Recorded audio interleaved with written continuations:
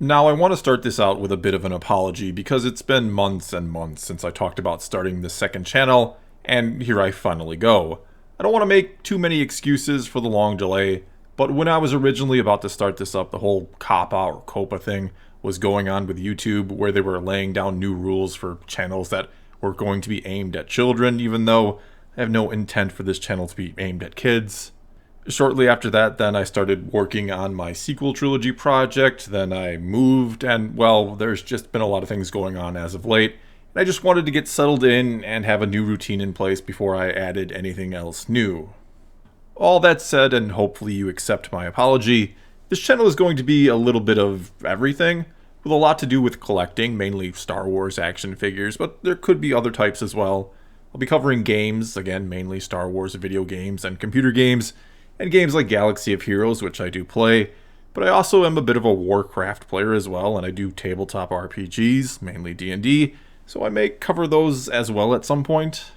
I'm also going to be doing things like meme reviews. I used to do those on my fiance's channel, and I'll be doing them again with her here, and who knows what else exactly, and I'm always open to your suggestions about what you might like to see.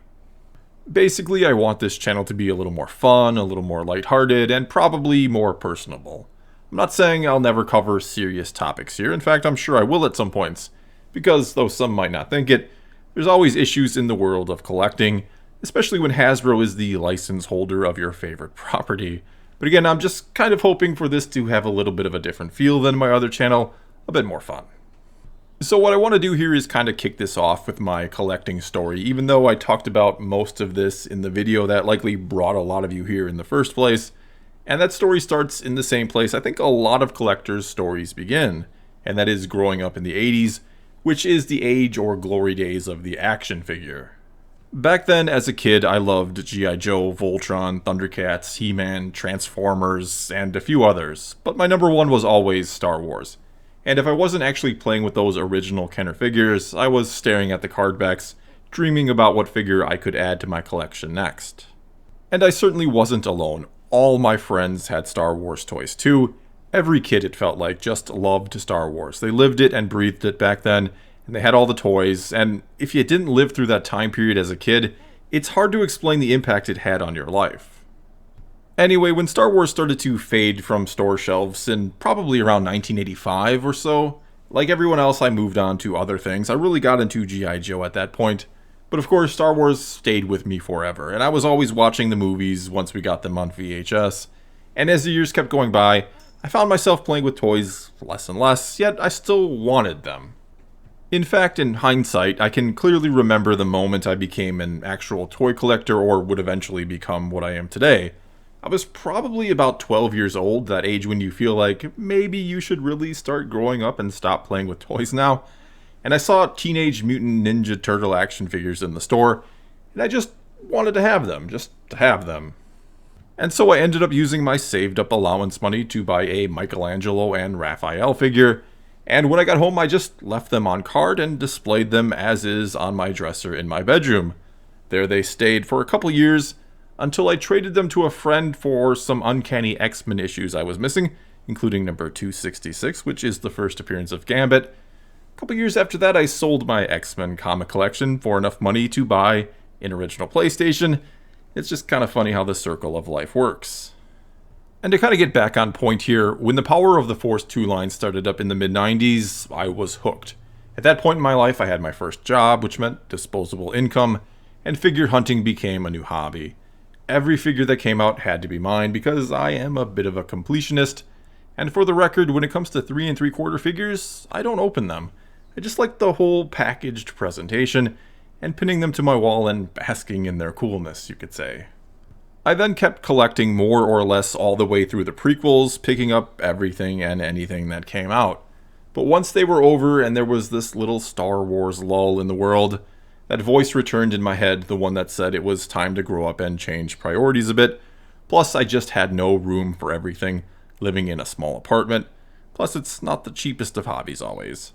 So, regretfully, over the course of a couple months, I sold my whole collection on eBay. And though I kind of kept tabs on Star Wars collecting or what figures were coming out over the next few years, it wasn't until I saw the vintage collection that I was oh so tempted to start up again.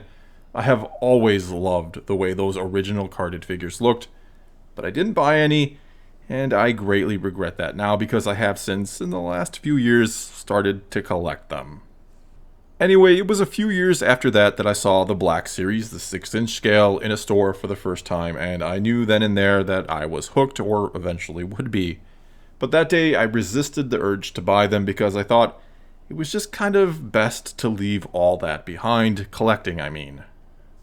But a couple days after that, my girlfriend at the time, and currently my fiance and very soon to be wife, who also loves Star Wars, bought me the Black Series Darth Maul because she could just tell how much I wanted it, and at that point, I was all in.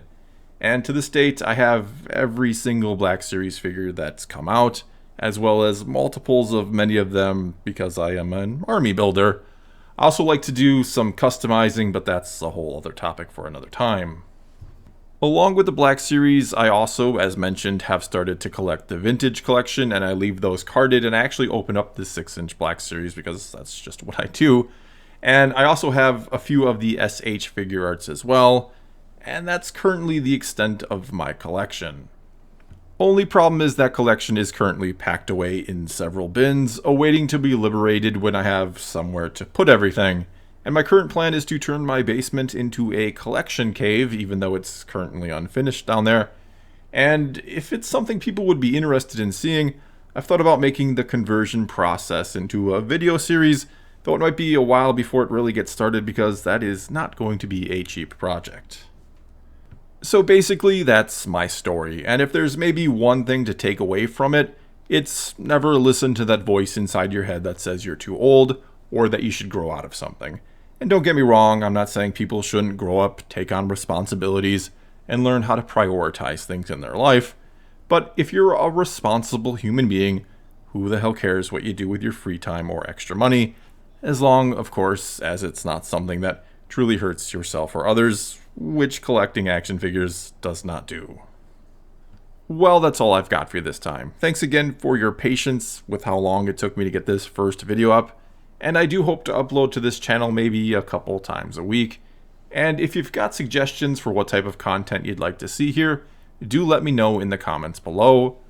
And until next time, thanks for watching.